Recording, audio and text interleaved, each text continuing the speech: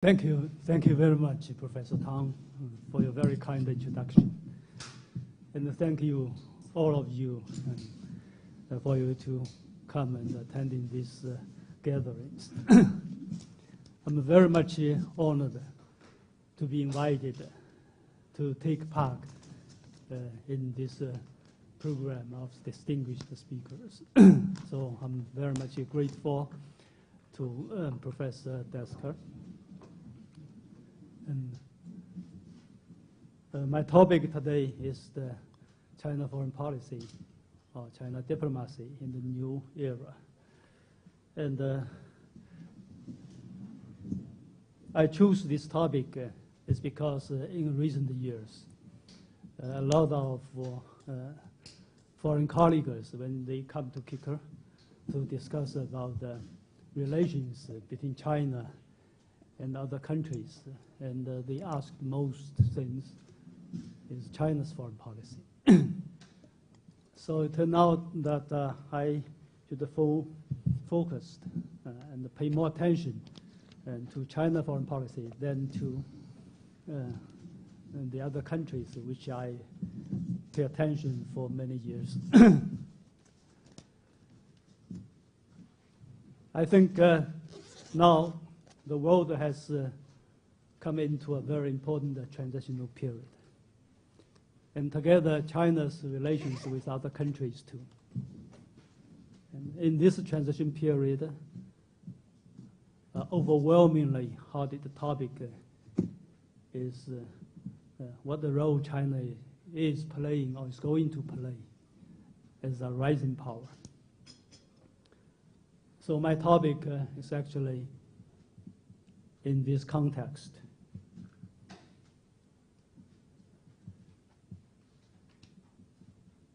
The questions are various kind, and people have various interpretations and analysis. And the important ones include, is China's model will be successful? If China succeeded to be a great, powerful country, is China going to be a hegemon? And already many people raise the questions, is China going to challenge the established international order or international system? And is China going to confront the current superpower, United States? And what the Sino-US relations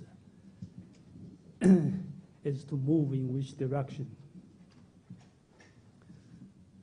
So these are the questions are very important to China and to other countries, especially to the countries in the Asian Pacific area. Now, I just gave some of my observations around these questions. And people are very much concerned in recent years when we discuss about the tensions between China with some major powers or our neighboring countries. But I would like to try to observe and share my views with you, and from the angle mainly based on some big trends about some basic elements in the factors and the driving force, the major goals and the principles of China policy. I think China is a large country. And the rising up of China is a historical process. And the short-term development and the changes and the phenomena are important. But the long-term development trends are even more important. For China, that include the internal development and external relations.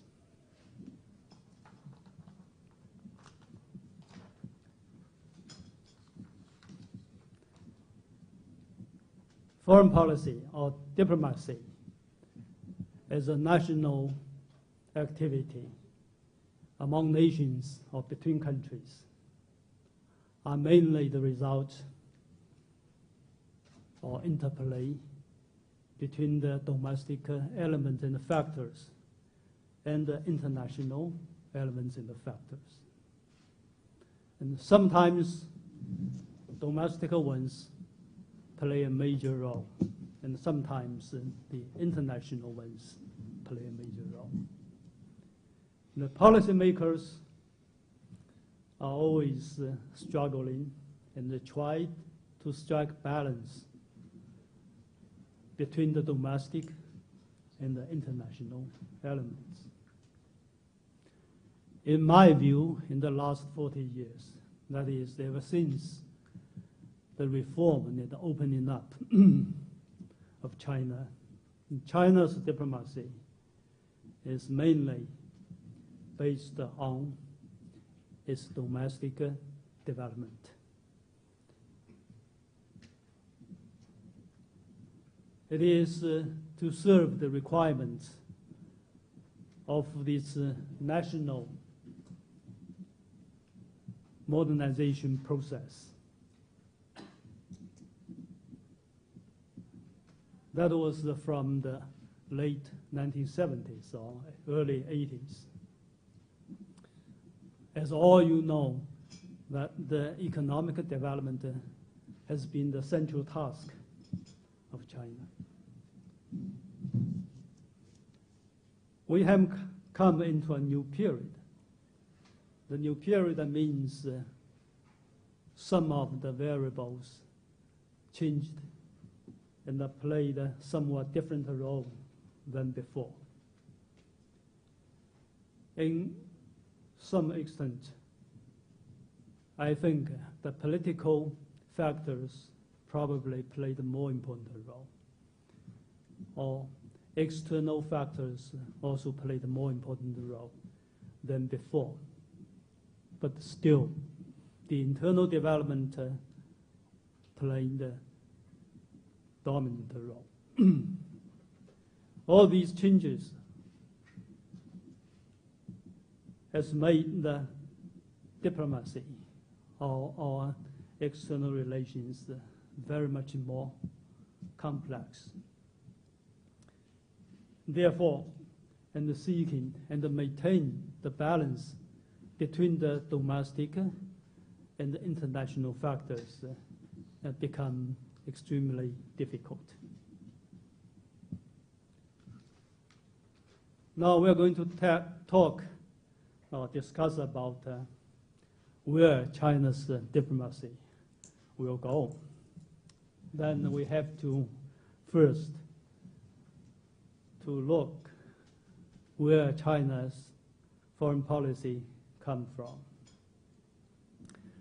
As I understand, China's foreign policy is basically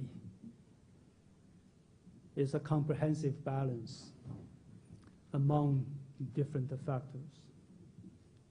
Just as I pointed out, the domestic development, the national modernization process has been playing the leading role and has served as the driving force of China's external relations development. And in the last 30, 40 years, because of this very much important characteristic, China's foreign policy has been a rather defensive or conservative or reactive to the outside, to the policies and the moves, actions of other countries. Ever since the 1980s, basically, China's foreign policy has become a very important part of the modernization of China process. Its major task is to create a favorable environment of China's economic development. What we call reform and opening up, as I understand, simply is that reform is to build market economy. Before the course was open, China has conducted the planned economy for many years. How to build a market economy is a very new thing to China. We have to learn from other countries. And the open door policy is actually can be understood simply is to be engaged with the outside world. Because China used to be very much isolated, closed.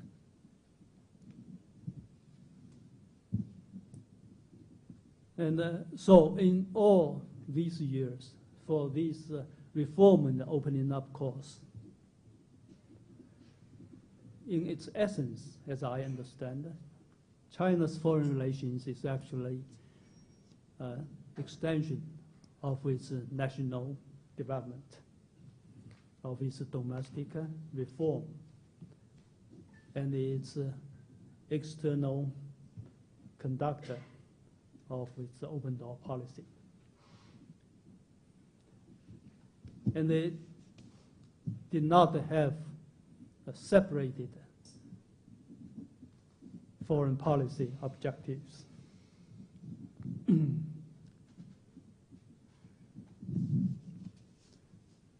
To be engaged with this world means to be engaged with the established international regime,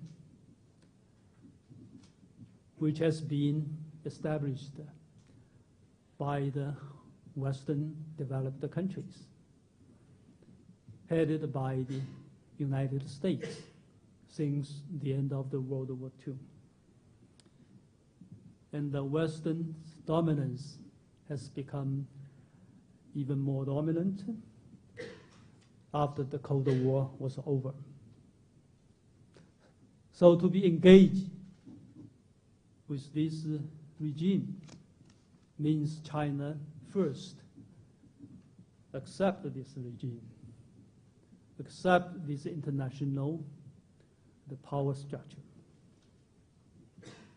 Of course, China's foreign policy is mainly to serve the task to maintain the sovereignty, the integrity of our territories, the security and the stability of the political, economic, and the social development, and to serve, to develop our friendly and cooperative relations with other countries, to obligate our international commitment, and also important to handle in a proper way the disputes and differences with other countries, and to develop our cooperation in economic and other areas with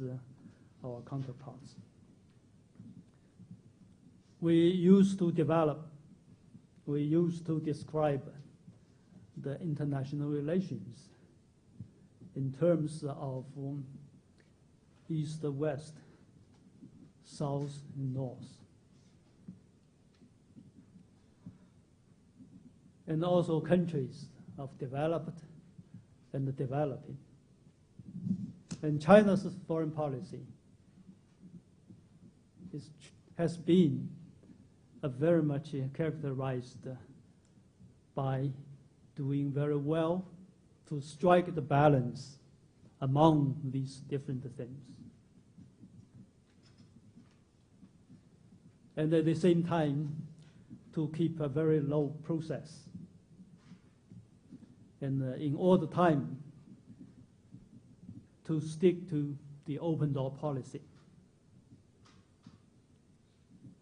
So, in all these period, I mean the past 30 to 40 years, and China's foreign policy generally did not constitute any fundamental challenges to the established international system or international regime dominated by the Western developed countries. In 1989, there is a very big event occurred, that is political turbulence in China, and which surprised the world. And Western countries carried out sanctions against China after that event. But faced with the changed situation, and Deng Xiaoping very firmly and strongly and lead China to stick to the reform and open door policy and maintain the established principles and the policies in our external relations. And before long, China's foreign relations development has turned back to the normal track. And keep low profile was emphasized also in this period. In this period, and since 16-party CCP's Congress, in the report of General Secretary, I think it has been summed up in 4 respects. That is, the relations with the major countries are critical. And the relations with our neighboring countries in the Asian Pacific is the primacy. And the relations with the developing countries is our foundation. And also it is very much important to conduct good work in the multilateral international affairs. Then in the 17th Parties Congress, this 18th Parties Congress, I think it has not changed much of all these 4 aspects.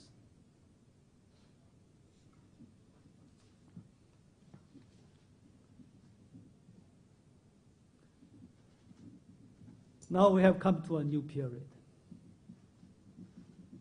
What is the new period? New period mainly means, as I understand, is China has simultaneously experiencing 2 different but also equally important fundamental transitions. One is in domestic development. The other is China's external relations. Symbolically and practically, China has become number 2 in its GDP and comprehensive strength. The number 2 role is a very much different role from the role China played for the last 30 or 40 years. How to play this role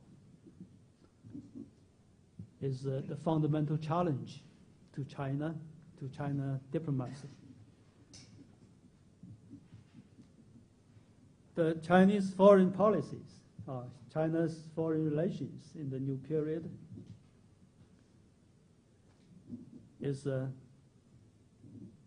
constitutional part of China's modernization progress, and also an important part of the process to rebuild the new world order, which is, of course, will develop in the long term.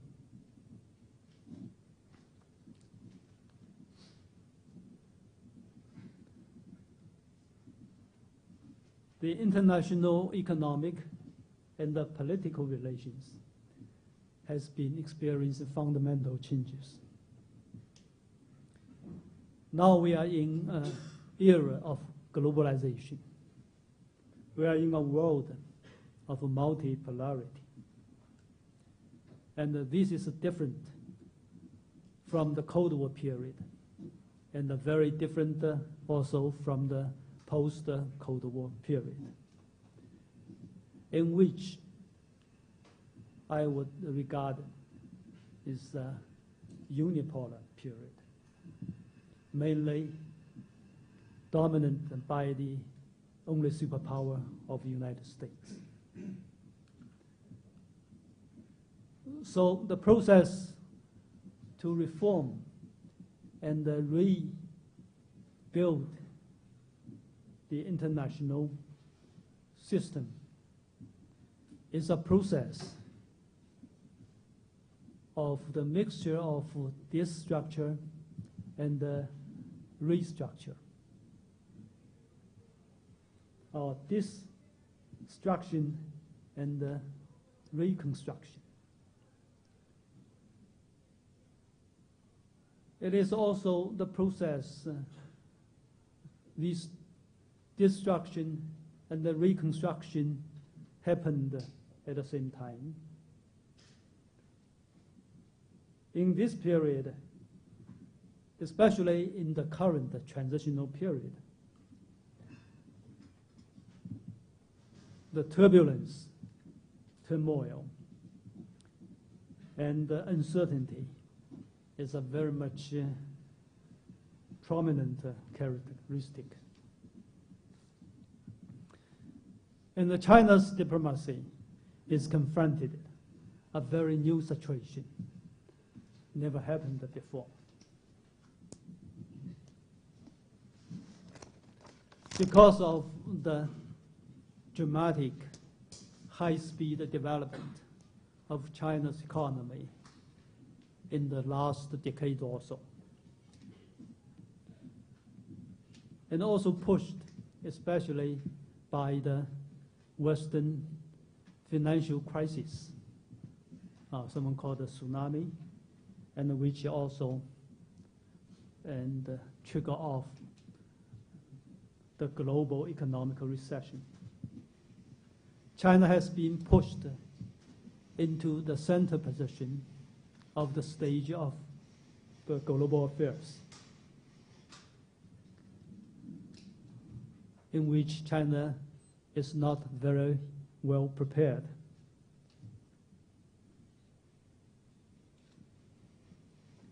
A rising China, its phenomenon, its influence and impact, and its new role has become one of the most important international issues.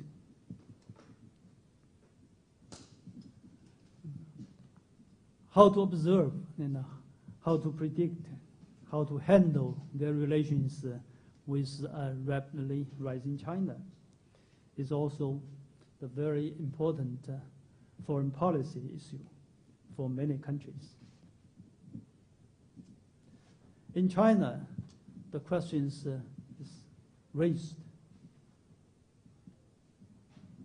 is what we call the period of strategic opportunity still exists. In the party's 18th Congress, it is noted the period of strategic opportunity is still there. But it also pointed out its contents, its implications, and the conditions are changing. And we should make a serious study of all these changes and what has changed and how much they have changed.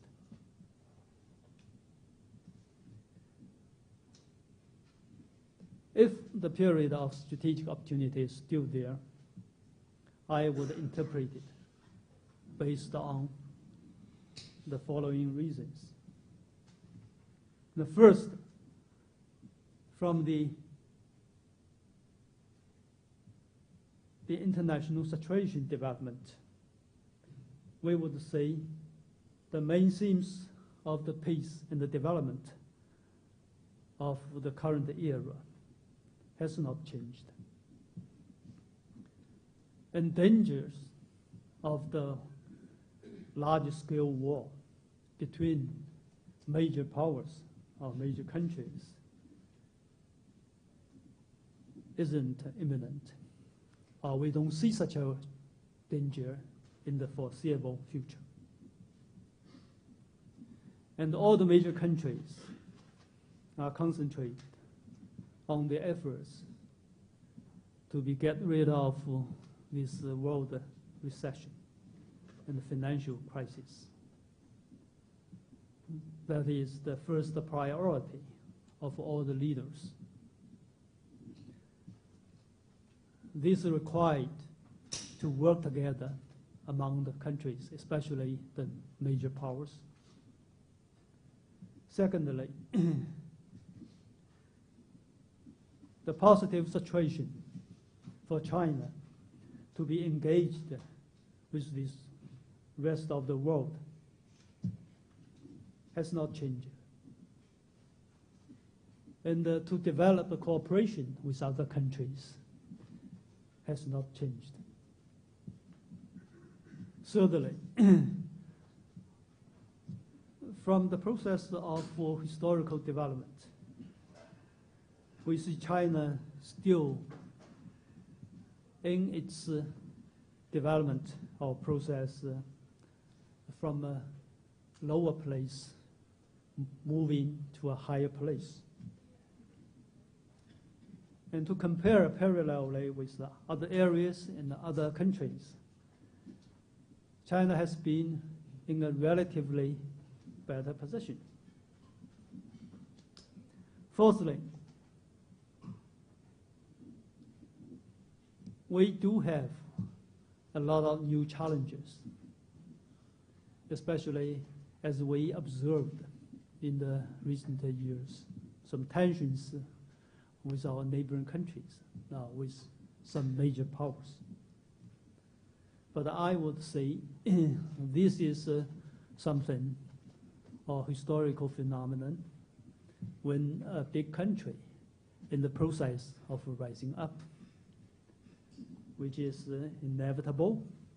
We have to experience this kind of process, and we have to face it. It is the challenge in our development. Of course, the challenge is the challenge because of China's rapid development, first in its economic terms. China has become number 2 in this world without very well prepared. But China cannot withdraw from the current position. China has to catch up, to make up, and to play better, to play a better role. One of the challenges is China's, what we call the security dilemma in our neighboring area, with some of our neighboring countries and some major powers. I think this is mainly because China has developed into a taller tree, which will catches more wind, or much more wind, compared with a smaller one. Of course, if we try to observe in a deeper level, I think China is confronted with a more complicated situation. That is how to take care of our domestic development and also its external development. For many years, to strike balance between the internal development and the external relations, and strike balance comprehensively is China's strong points. But as this new situation, the changing situation, I think China's strong points is facing a very new challenge. As I described before, now we are in a position that's from the lower place to a higher place, probably to on the top on the world affairs. We from the non-center of the stage to the center of the stage. So we have to readjust our thinkings, our strategies, and we need a new design comprehensively for this new situation, and to adapt ourselves to the new role as the number 2 in this world.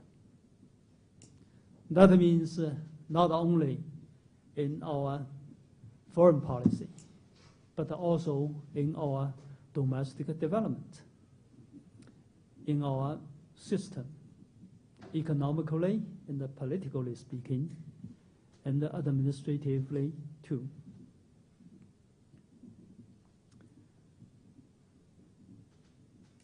From the 18th Party Congress that was in the November last year, and up to just 2 days ago of the ending of the 2 meetings, national meetings, and the National People's Congress and CPPCC. I think China has completed its transfer of its leadership. The 18th Congress report and some important speeches are the declarations, or especially some principles of China's policy, domestically and in foreign policy terms. And Xi Jinping and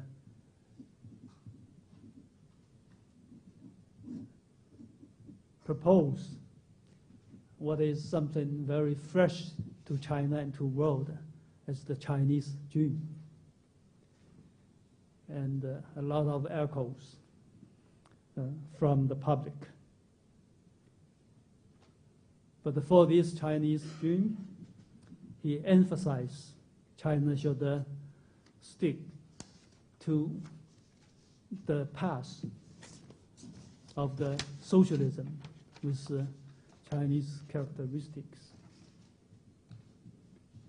And that path is most important and necessary for China to fulfill the Chinese dream.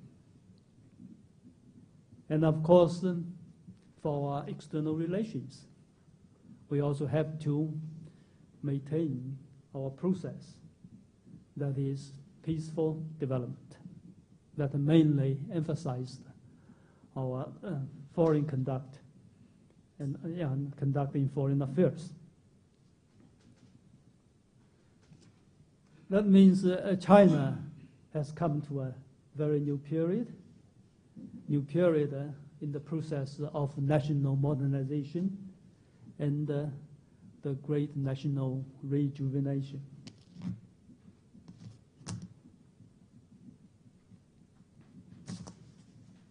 And China's path also means we should maintain the opening up and further develop our engagement with this world. And China should develop and working together with other countries to fulfill China its own task.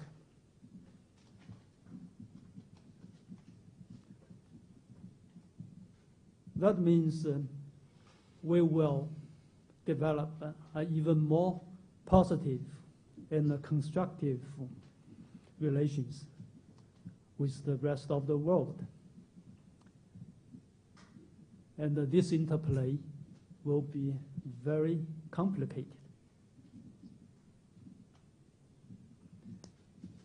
As time is limited, so I think I just mentioned here just only 3 challenges for China to handle in short term, but which will have long-term consequences. The first is to how to handle our relations with the United States. Now, for China's foreign policy, and very much a phenomenon for China and for others can be characterized as to handle its relations with a number one country. And this is a very new situation. And China-US relations has been developed in the last 40 years in a fairly smooth way. Although we have ups and downs, but it has been moving ahead and period by period. But now it's different. It is the relation between the number one and the number two. And the number one is, to some extent, declined or sliding down from its top, from its peak time. Although it is still only one superpower, it's still dominant power now. And the number two, that is China, is rising up and is still in this process. So if we read the history according to the record in the West, it becomes very much a challenging for both the number one and number two, how to maintain the peaceful coexistence. Many people in other countries, and also in China, are concerned or even worried. Is China going to, or China and the United States will have serious conflicts? And the competition is inevitable. But major conflicts or confrontation is not necessarily inevitable. But we are in a transitional period. And in this period, the contradictions are rising up. This turbulence, chaos, and uncertainties are growing. And the powers are distributed. And the order and the imbalance and the disorder is a very much extensive development. In this kind of situation, the cooperation to maintain the basic order in this world is especially important. And the cooperation or cooperation between among the major countries are especially important. But can we expect the positive or constructive cooperation between China and the United States? In my view, I think we have great opportunities to lead these relations in a positive direction. The United States is still the number one, the only superpower, and the dominant role force in this world in economic, in political, in military, in science and technology. And China is a rising number two. The competition is inevitable. But just as Dr. Brzezinski noted, that to struggle for the global hegemony and the threat because of this kind of struggle leading to a confrontation isn't a current danger for us. And in the foreseeable future, I don't see this danger. The international relations is too complicated. The world is too complicated. Americans cannot enforce its models to other countries, which American leaders and elites, at least most of them, realized. And China has never want to do that. And China always emphasizes that China developed past, or some may call it a Chinese model, isn't a universal model. Probably isn't a model the others can adopt.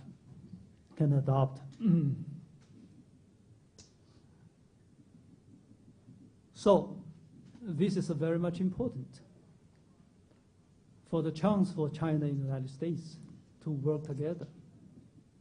To work together does not mean China and the United States will be a comprehensive partner, will be the same country.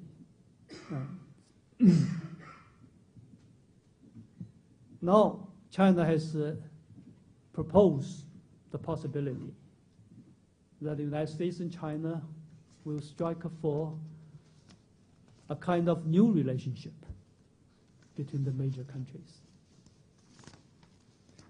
And what is the new relationship? What is the new type of the relationship between the major countries, between China and the United States? It is not clear. But it is clear in the terms that we should work together to avoid the worst case, to avoid situation that will bring China and the United States to a confrontation, and both sides would avoid.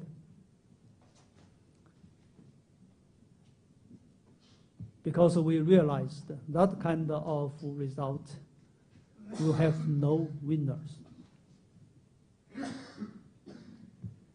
So the Washington embraced this idea, but used different terms. That is to develop a non-zero game type competition or constructive competition. That means competition is inevitable, but not a confrontation. And both sides do not seek to change the other side.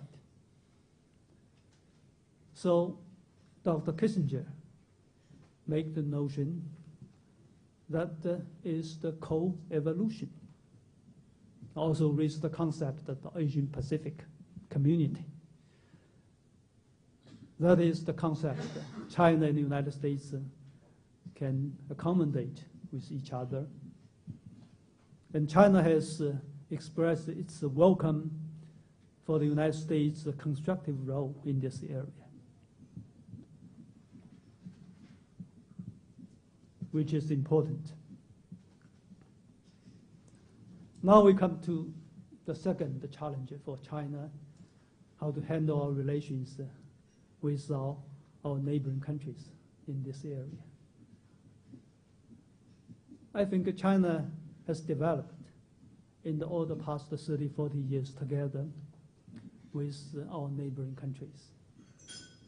And our neighboring countries has benefited from the prosperous China, a more prosperous China, from the process of national modernization of China and the engagement with the rest of the world of China's reform and open door policy. But now we do have some tensions. And in China, and some people get kind of concerned and nervous. Someone even raised the question, so why China become stronger and richer, but now we have more tensions with our neighbors. I would say if we see the things in the dialectic views, we will realize this is not an absolutely bad situation. That means China has grown up. When you grow up, when you get stronger, especially for China, such a large country with 1.3 billion people, it is too large. And a move of a larger one will have excessive impact, and which could worry others. That is very natural. And China should understand that. If we want to improve the situation, and we should be careful, we should take care of others' concerns. But the same is true for the others. Should understand the process of China's rising up. Understand the complexity of China's situation. The complicated tasks of the government, of the leaders. We are in a very new situation, and we are not very much experienced and prepared for this new situation. And someone would describe China's foreign policy and the domestic development as perfect. I don't think so. We do have weak points. We are not perfect. We even make mistakes internally and externally, which is also normal and natural and should be understood.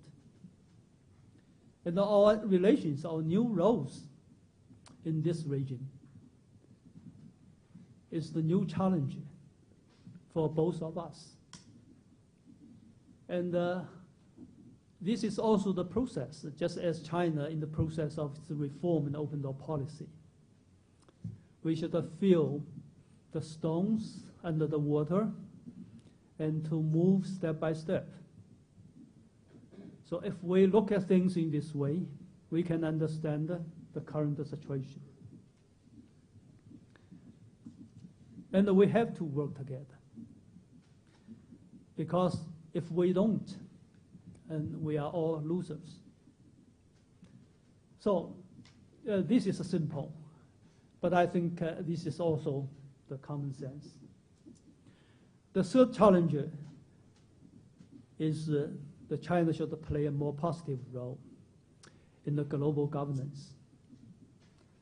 In this area, China has been in the last 30 or 40 years, to be very much low profile, to be avoiding, to be involved in sensitive issues. But now, China cannot do as China did before, because China is a major power with global influence. Then China has to play a kind of role of number two, as China's capacity and capability develops. Of course, also for this challenge, China is not prepared well. And it also requires very much a make-up development in its domestic systems and its administrative systems, in its different ministries concerned with our foreign relations. And for all these things, one phenomenon we must be very much, pay a lot of attention. That is nationalism. And the nationalism is something we are all face in all of our countries, which play a much more important role than before in our foreign policy decision-making process. The world is in fundamental changes, and almost all the countries too. And positive development and passive development will more often or not, with the growing motions of nationalism in different nations. And in China, which is moving from a lower place to a higher place. So its nationalism just reflects this kind of development. But in many other countries, probably they are in a higher place, moving to a lower place, or experience a more difficult time. And the frustration and anxieties are growing, which also brings them more nationalism. And the restructure of the international power system will require changes in the position of different countries, and which will probably also stimulate and spur nationalism. So we are all in this term in difficult development. And we are also in the process that our society has become more open. And with the information revolution, with the very more important role of the internet, and the public opinion have a huge impact for the policymakers, which all constitute huge difficulties. So in this kind of situation, it is especially important for the government, for the leaders, for those elites in the policy-making circles to maintain sober and to have a deeper realization and awareness of the complexity of our external relations, of the relations of the interplay among countries, and to handle our differences and disputes in a very sophisticated way. That to make sure our relations will move in the right direction. So the dialogues and the communications between the leaders and the working level is extremely important. And in this kind of dialogue communication and the candid discussion, and be candid to our disputes and the differences is even more important than ever before. So I just stopped here, and thank you very much.